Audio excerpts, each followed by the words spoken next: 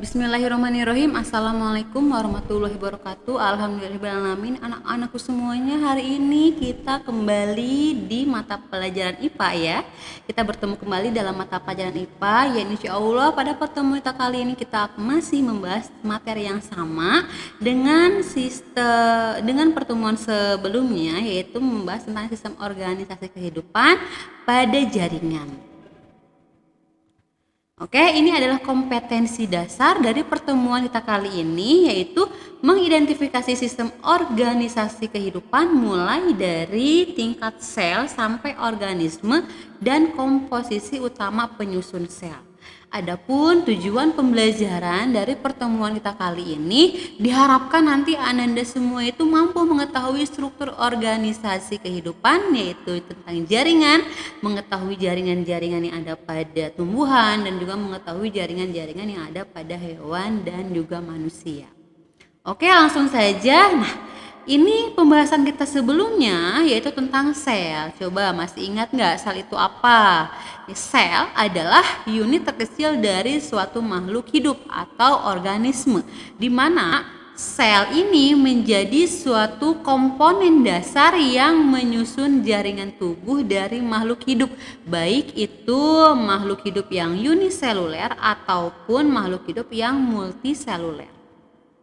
Oke, nah sekarang kita masuk ke pembahasan kita kali ini, yaitu jaringan. Nah, sedikitnya sudah pernah kita bahas di pertemuan sebelumnya, di mana jaringan ini adalah sekelompok sel yang mempunyai bentuk dan mempunyai fungsi yang sama. Jadi sel-sel yang mempunyai bentuk yang sama ini dia akan berkelompok. Nantinya dia akan membentuk sebuah jaringan. Nah, jaringan ini dibedakan menjadi dua nih. Ada yang disebut dengan jaringan tumbuhan dan juga ada yang disebut dengan jaringan hewan dan manusia, sama ya. Oke, kita sekarang bahas terlebih dahulu tentang jaringan yang ada pada tumbuhan. Apa aja jaringan yang ada pada tumbuhan? Yang pertama ada jaringan meristem dan jaringan permanen. Kita bahas satu persatu ya. Oke, jaringan meristem. Nah, jaringan meristem ini merupakan jaringan muda yang mempunyai dinding tipis dan sel penyusunnya itu masih aktif mengalami proses pembelahan. Nah, ini penampang melintang pada akar. Nah, di mana di sini terdapat jaringan meristemnya nih. Nah, jaringan meristem ini berfungsi untuk pertumbuhan dan terdapat pada ujung akar. Di sini dilihat terdapat pada ujung akar. Ada pada batang, kemudian ada pada lembaganya dan juga kambium. Nah, ini dimana semuanya ini berfungsi untuk proses pertumbuhan. Oke. Yang selanjutnya kita masuk ke jaringan permanen. Nah, apa sih jaringan permanen? Nah, jaringan permanen ini jaringan dewasa yang dimana jaringannya itu sudah tidak mengalami proses pembelahan lagi gitu. Nah, berdasarkan struktur dan fungsinya, jaringan permanen ini terbagi menjadi 4 kelompok nih. Apa aja? Yang pertama ada jaringan epidermis atau jaringan sebagai perlindungan, ada jaringan penyokong, jaringan dasar yang disebut dengan parenkim, dan ada juga jaringan pengangkut. Oke, yang pertama kita bahas di sini adalah jaringan epidermis atau perlindungan. Nah, jaringan epidermis ini jaringan yang terletak paling luar, di mana jaringan epidermis mempunyai fungsi untuk melindungi jaringan-jaringan yang ada di bawahnya. Dan dia ini terdiri dari selapis sel berbentuk pipih dan sangat rapat ya. Nah, ini adalah struktur pada daun. Nah, di mana ini yang pada atas ini yang Ibu tunjuk ini adalah epidermis, di mana epidermis ini tadi bentuknya itu dia selapis dan pipih dan juga rapat. Ini adalah epidermis pada daun, dan ada epidermis atas juga ada epidermis bawah.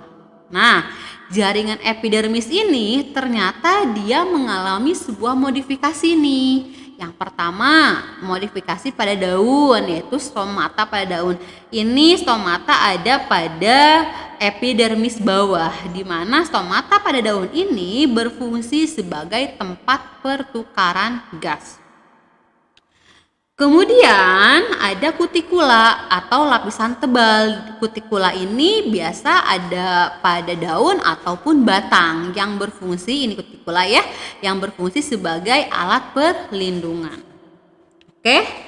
Modifikasi jaringan epidermis yang selanjutnya ini pada rambut akar yang ada di akar. Ini adalah rambut akar yang dilingkari merah, di mana rambut akar ini berfungsi sebagai tempat perluasan area penyerapan air. Oke, nah modifikasi jaringan epidermis yang selanjutnya ini ada trikoma. Nah, ini adalah trikoma, di mana trikoma ini atau dia membentuk rambut yang berfungsi sama, yaitu sebagai alat perlindungan. Oke, sekarang kita masuk ke jaringan yang kedua, yaitu jaringan penyokong atau penguat, di mana jaringan penyokong ini berfungsi untuk menguatkan atau menyokong jaringan lain sehingga bisa memperkuat tumbuhan. Nah, ini ada jaringan penyokong ini ada koelenkim dan juga sklerenkim, yang dimana bentuknya bisa terlihat di gambar. Ini adalah koelenkim dan juga sklerenkim. Apa sih perbedaannya? Oke, kita bahas satu persatu. Koelenkim ini adalah jaringan yang terdiri dari sel-sel hidup. Nah, dia itu mempunyai dinding sel yang mengalami penebalan dari selulosa, tapi penebalan ini tidak merata. Itu adalah koelenkim. Kemudian koelenkim ini berfungsi sebagai penyokong atau penguat pada tumbuhan muda yang sedang tumbuh pada tumbuhan basah. Sedangkan sklerenkim ini adalah jaringan yang terdiri dari sel-sel mati. Dindingnya ini sangat tebal dan kuat karena mengandung lignin dan berfungsi sebagai penyokong pada tumbuhan yang sudah tua. Itu adalah sklerenkim. Oke, kita masuk ke jaringan tumbuhan yang ketiga. Ini adalah jaringan parenkim atau disebut juga dengan jaringan pengisi. Nah, jaringan parenkim ini disebut sebagai jaringan dasar karena jaringan ini merupakan dasar dari semua jaringan dan sebagian besar organ tumbuhan ini tersusun atas jaringan parenkim ya. Jadi sebagian besar organ pada tumbuhan ini terdiri atau tersusun atas jaringan parenkim. Nah, jaringan parenkim ini mempunyai dinding sel yang tipis yang tersusun dari sel-sel hidup. Oke, ini masih gambar dari daun ya, penempang melintang dari daun nih. Di mana, nah pada daun, nah jaringan parenkim ini ada di daun nih. Dia itu membentuk mesofil daun. Ini yang ibu tunjuk disebut dengan mesofil daun. Pada mesofil daun ini ada yang disebut dengan parenkim palisade atau jaringan tiang, atau disebut juga dengan jaringan pagar. Yang ibu kasih tanda kotak merah itu adalah jaringan palisade. Dia ini sel-selnya tersusun rapat. Oke. Dan berfungsi sebagai tempat fotosintesis. Nah, kemudian yang kedua ada jaringan parenkim spons atau disebut juga dengan bunga karang. Ini dia yang ibu tunjuk ini disebut dengan parenkim spons atau bunga karang, dan dia ini tidak tersusun rapi seperti jaringan pada parenkim palisade. Dan parenkim spons ini berfungsi untuk pertukaran gas. Oke? Nah, di mana pada dasarnya pada kedua jaringan ini terdapat klorofil, yang dimana klorofil ini berperan dalam proses berlangsungnya fotosintesis pada tumbuhan.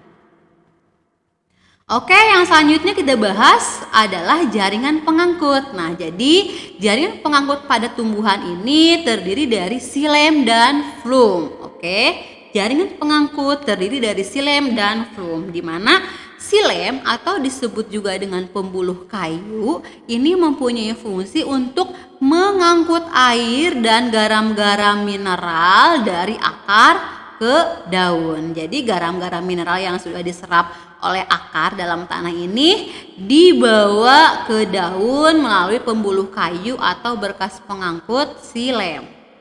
Kemudian flum atau disebut juga dengan pembuluh tapis ini mempunyai fungsi untuk mengangkut hasil fotosintesis dari daun dan disebarkan ke seluruh tubuh tumbuhan. Itu fungsi dari berkas pengangkut flum atau pembuluh tapis. Nah, pada tumbuhan monokotil letak xilem dan flum ini dia tersebar gitu. Sedangkan pada tumbuhan dikotil, xilem dan flum ini teratur dalam satu lingkaran. Oke, di mana xilem berada di sebelah dalam dan flum ada di sebelah luar. Oke, lihat gambar di sini. Ini struktur anatomi batang, di mana dilihat tadi dijelaskan bahwa pada tumbuhan monokotil letak xilem dan flum ini dia tersebar, lihat. Tersebar ya, sedangkan pada tumbuhan dikotil letak xilem dan flumnya ini dia teratur melingkar gitu ya. Kemudian pada tumbuhan dikotil ini ada kambium, ini yang ibu tunjukkan garis melingkar ini disebut dengan kambium, di mana kambium ini hanya ada pada tumbuhan dikotil yang mempunyai fungsi untuk memperbesar diameter batang. Letaknya di mana sih Bu flum? Nah, tadi dijelaskan kalau flum ini ada di bagian luar, sedangkan xilem ini ada di bagian dalam. Jadi jangan sampai tertukar ya. Nah, ini adalah gambar lain dari struktur anatomi batang pada tumbuhan dikotil. Ya, lihat di sini yang hitam melingkar ini adalah kambium, xilem terletak di dalam dan flum ada di luar. Oke. Kemudian pada batang juga di sini ada korteks atau disebut juga dia itu mempunyai fungsi sebagai tempat cadangan makanan. Oke, nah sekarang kita masuk ke jaringan hewan dan manusia ya, di mana pada jaringan hewan dan manusia ini dibedakan menjadi beberapa jaringan nih. Yang pertama ada jaringan epitel, ada jaringan otot, ada jaringan saraf dan juga jaringan penghubung. Kita bahas satu persatu. Oke, yang pertama ada jaringan epitel. Nah, jaringan epitel ini adalah jaringan yang menutupi permukaan tubuh atau melapisi berbagai rongga tubuh. Itu adalah jaringan epitel. Nah, fungsinya apa? Nah, jaringan epitel ini mempunyai fungsi untuk sebagai pelindung tubuh, penyerap zat, sebagai kelenjar, dan juga sebagai penerima rangsang. Ini bentuk-bentuk dari jaringan epitel. Jadi berdasarkan bentuk selnya, nih jaringan epitel ini dibedakan menjadi 3 nih. Ini ya, seperti yang terlihat di gambar. Yang pertama ini ada epitel pipi atau squamosa. Epitel pipi ini ada pada organ dalam seperti ginjal, paru-paru, pembuluh darah dan jantung. Ini epitel pipi. Kemudian ada epitel kubus nih atau disebut juga dengan kuboid. Nah, ini ada pada permukaan ovarium, lensa mata dan juga retina. Kemudian yang ketiga ada epitel memanjang atau silindris yang disebut juga dengan kolumer. Ini letaknya ada pada alat pernafasan dan juga saluran cerna gitu ya. Selanjutnya kita masuk ke jaringan otot. Nah, jaringan otot ini kita tahu bahwa otot ini sebagai alat gerak aktif ya, sedangkan rangka ini kan sebagai alat gerak pasif. Nah, di mana otot ini atau jaringan otot ini terdiri dari sel-sel otot. Nah, sel otot ini terdiri dari 3 macam nih. Yang pertama ada otot rangka yang disebut juga dengan lurik. Kemudian ada otot polos dan juga ada otot jantung. Oke? Kita lihat perbedaan dari ketiga ototnya, yaitu antara otot polos, otot lurik, dan otot jantung. Kita bahas dulu di sini yang pertama otot lurik. Ini yang di tengah, otot lurik. Otot lurik ini ada letaknya pada sistem rangka kita. Dilihat dari bentuknya, di sini otot lurik ini mempunyai bentuk silindris. Lihat inti selnya, jumlah inti selnya itu banyak nih. Yang bulat hitam di tengah ini ada inti sel. Letaknya ada di tepi-tepi sel. Kemudian otot lurik ini sistem kerjanya dipengaruhi kesadaran, jadi dengan perintah kita. Dan kalau dilihat dari gerak dan ketahanannya, otot lurik ini cepat geraknya, kemudian tidak teratur dan juga cepat lelah. Yang kedua ada otot polos nih. Ini adalah otot polos. Dilihat dari bentuknya, otot polos ini mempunyai bentuk gelendong ya, dan mempunyai ujung yang runcing. Nah, lihat nih inti selnya ada 1 dan letaknya di tengah. Nah, sistem kerja dari otot polos ini tidak dipengaruhi kesadaran, jadi tanpa sadar. Dia ini ada pada organ dalam seperti ada usus, pada lambung, ini ada otot polos yang bekerja. Dan geraknya itu lambat, tidak teratur, dan juga cepat lelah. Kemudian ada selanjutnya otot jantung, letaknya tentu ada di jantung. Kalau dilihat dari bentuknya, otot jantung ini mempunyai bentuk yang panjang, silindris, bercabang-cabang. Inti selnya nih dilihat di sini ada banyak dan letaknya di tengah-tengah serabut. Dan sistem kerjanya sama dengan otot polos, yaitu tidak dipengaruhi kesadaran, geraknya teratur dan juga tidak cepat lelah. Ya, dibayangkan saja gimana kalau otot jantung kita bergeraknya secara sadar dan juga tidak dan juga cepat lelah gitu. Nggak kebayangkan. Oke, lanjut ya. Kita lanjut ke jaringan saraf yang ketiga pada jaringan hewan dan manusia. Nah, jaringan saraf ini terdiri atas sel-sel saraf neuron dan serabut saraf, di mana jaringan saraf ini mempunyai fungsi sebagai penghantar rangsang, yaitu membawa rangsangan ke reseptor atau alat penerima rangsang yang nanti disampaikan ke otak dan diteruskan ke otot. Itu adalah fungsi dari jaringan saraf. Nah, ini gambar dari struktur neuron motor atau sel saraf ya, di mana sel saraf ini neuron ini bagian terkecil dari sistem saraf. Yang pertama ada dendrit atau sel saraf pendek. Ini dendrit ini ya, berfungsi menerima rangsang dan menghantarkan rangsang menuju ke badan sel. Nah, ini fungsi dendrit. Kemudian badan sel ini dia mempunyai fungsi menerima rangsang dari dendrit, kemudian diteruskan dan dia itu membawa rangsangan tersebut ke akson. Nah, akson ini dia mempunyai fungsi, atau akson ini serabut sel panjang, disebut juga dengan nerit. Dia ini mempunyai fungsi untuk meneruskan impuls dari badan sel ke neuron lain atau sel saraf lain pada bagian tubuhnya. Nah, kemudian pada ujungnya di sini ada sinaps atau disebut juga dengan ujung akson, di mana ujung akson ini adalah celah antara satu sel saraf dengan sel saraf yang lain. Ini adalah ujung akson. Jadi ujung akson ini nanti yang akan menghubungkan dengan sel saraf yang lainnya. Ini adalah bagian-bagian dari sistem saraf. Oke, yang selanjutnya ini ada pada jaringan penghubung. Jaringan penghubung ini berfungsi untuk menghubungkan bagian-bagian tubuh dan juga menunjang berdirinya tubuh ya. Oke, alhamdulillahirrahmanirrahim, materi kita kali ini sudah selesai. Mudah-mudahan dapat dipahami dan baik. Nanti kita lanjutkan di conference. Terima kasih atas perhatiannya. Wabillahi taufik wal hidayah. Wassalamualaikum warahmatullahi wabarakatuh.